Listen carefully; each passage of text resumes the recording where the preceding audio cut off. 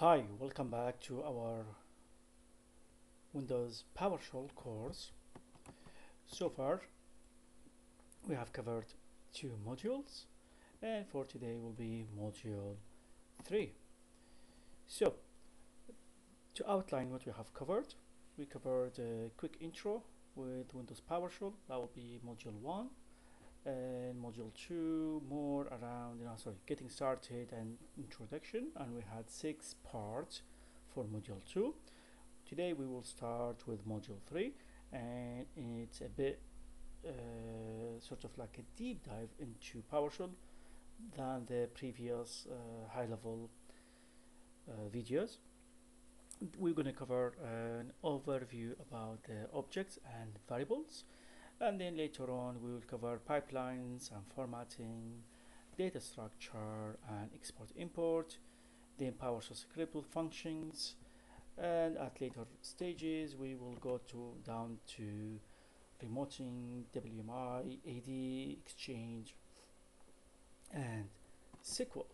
So for today it's module 3, and it's all about classes, objects, variable, and operators. So quick overview about the object and variables. What are the objects and classes, and how to work with objects, variable and types, language operator, and language keywords. So to start with the first part, what are the objects, and what are the object classes, and what can I do with this object, and accessing properties or methods. So we're going to answer these 4 questions and cover it in more details, and later on we might have a demo where I can demonstrate it via Visual Studio and just to show you the classes and objects. So what are the classes and types? A class or type is a definition of an object. For example, it defines how a car looks like in general and defines its possible action, if that makes sense to you. A class looks at the same on every computer and is also called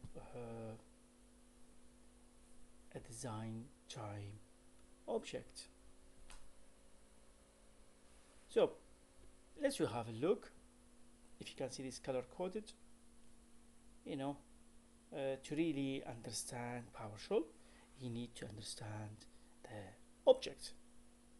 Objects are simply a digital representation of something that comprise of some parts and details on how to use these parts. Another analogy, think about a bike.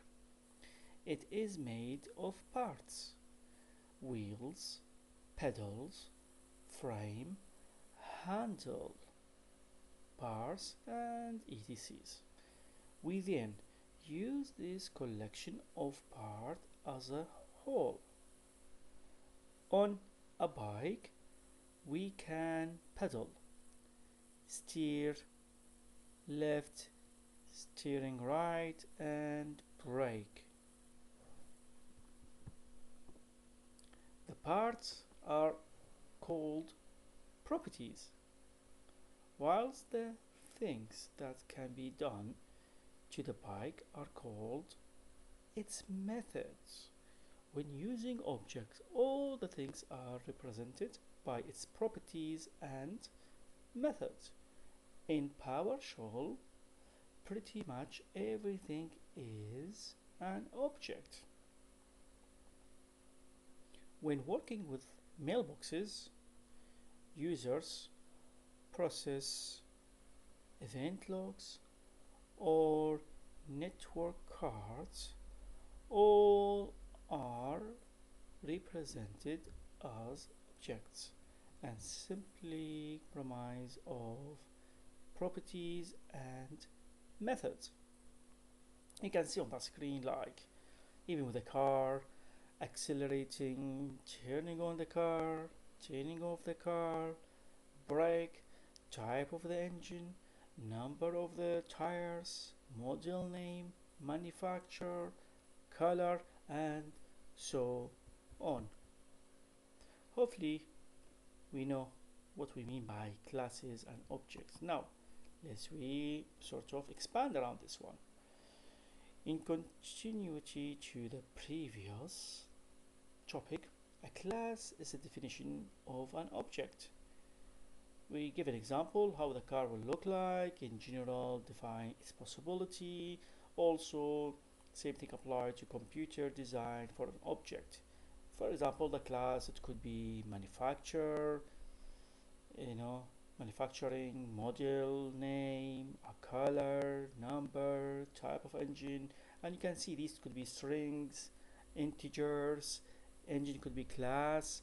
You basically here defining these objects which we will use to create these classes based on the objects you predefined to make out of this string something meaningful, if that makes sense to you. So this is another example, like a car, for example, like a class of BMW. For instance, you have with BMW, it is a car, yes, it's German manufactured, but what type of cars? Which series of BMW? Series 1, 2, 3, it's an X1, X2, X4, 5, all the way to 6, or it could be M, what engine, what fuel, and so on. You can come up with the long list to define only one car. In this scenario, like BMW 5 Series, engine, color, tire, requirement, and then I make sort of relationship, strings and tables about that one, all the way to other types. Like here, we've mentioned 5 series, manufacturers, we define the properties, we define the classes, and then we link them into these objects to make sense out of this information. This is exactly what's happening with PowerShell and so as other languages. So when are objects created? Classes are defined in .NET framework. So they are the same on every machine using the same version of .NET framework. The classes can be instanted. What means that objects, and they are created in a memory using the building plan, which is a class. Every time and commandlet, cmdlet or commandlet get executed and returns some information. That information is an instance of some object. For example, when retrieving all processes on a machine, we get back a number of system.diagnostics.processes or process objects, and every object look different as each one represent one process. However, all sticks to the class system.diagnostic.processes in terms of the behavior, which is the method, and the number and the type properties, not the content of these properties. This is what we're trying to show on this slide.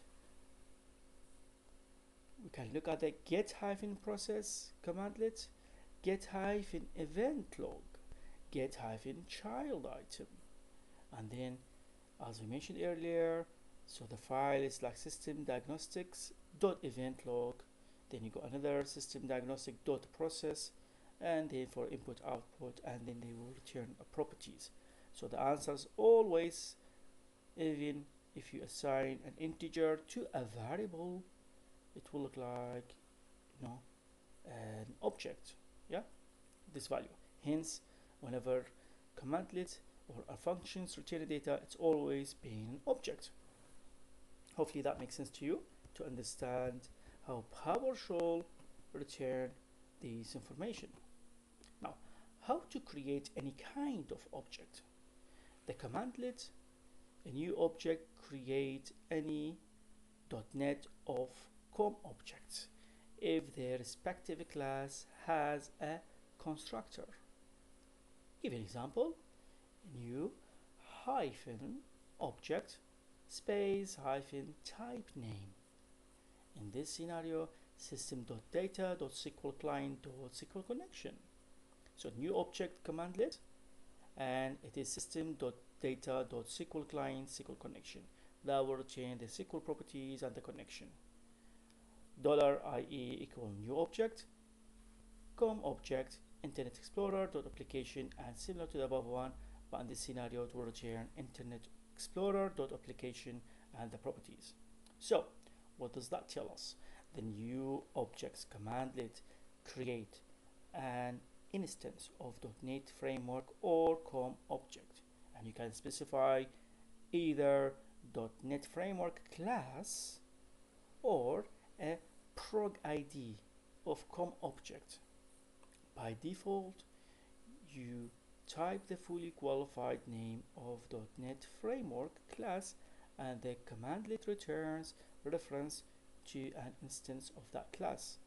To create an instance of COM object, use the COM object parameter and specify the prog ID of the object value.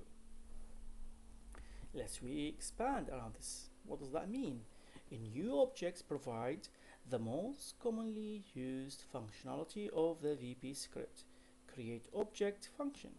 A statement like set obj shell, which means object shell, equal to create object.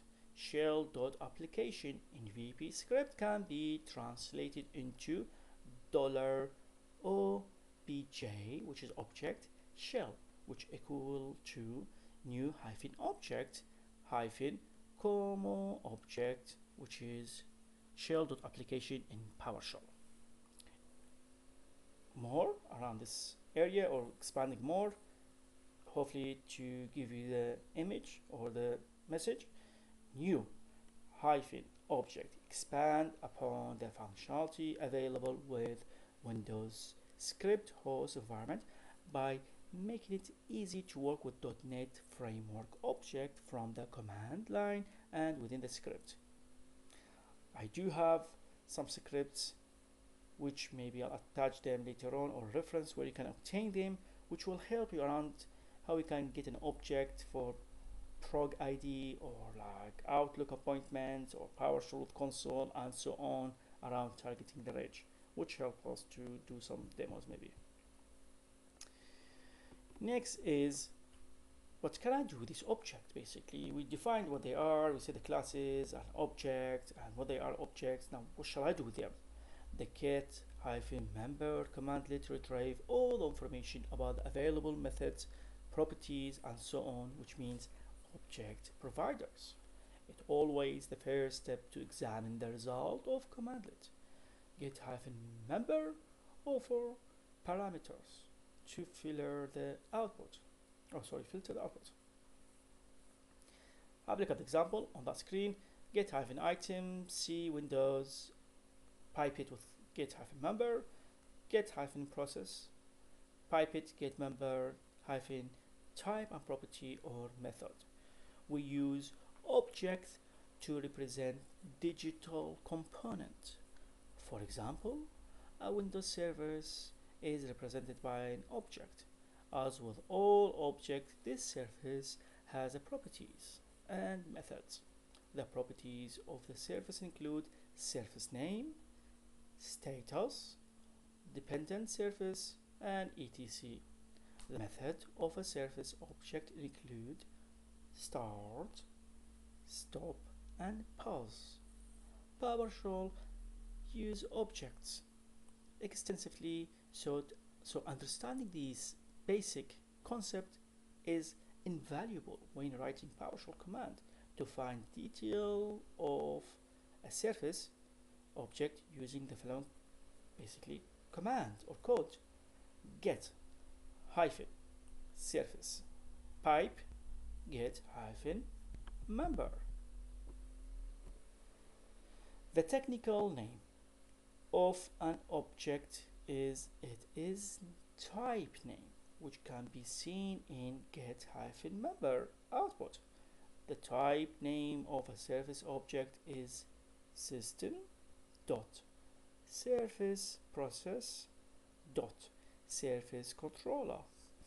Once the type name has been found, detailed information on properties and methods of an object can be found by searching the msdn.net reference for the type name. Hopefully it makes sense to you. This is what I had for you for today,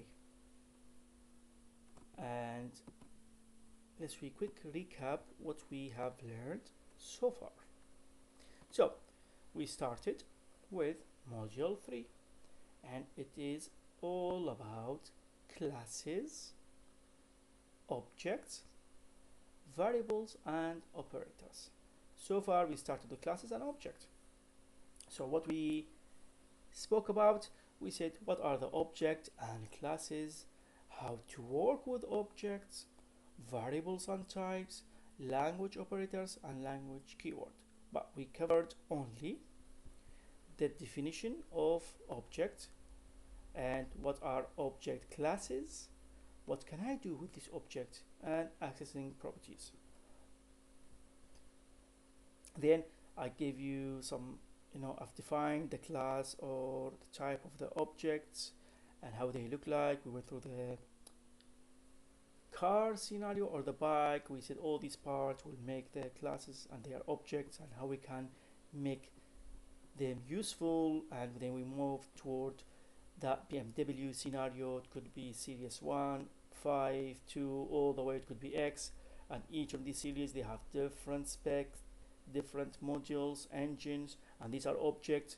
And we said that the computer knows digital like information, which means whatever definition you define here, they all being as an object to the computer. Then we moved on toward how we can create any kind of object, when are the object created, and how to create any kind of object. And then we spoke about what to do with these objects, how can I make them meaningful and get the information from basically the system. So hopefully we have learned something useful for this video for module 3, and this is part 1, and I shall see you at part 2 for module 3. Thank you for watching, and goodbye basically. Bye.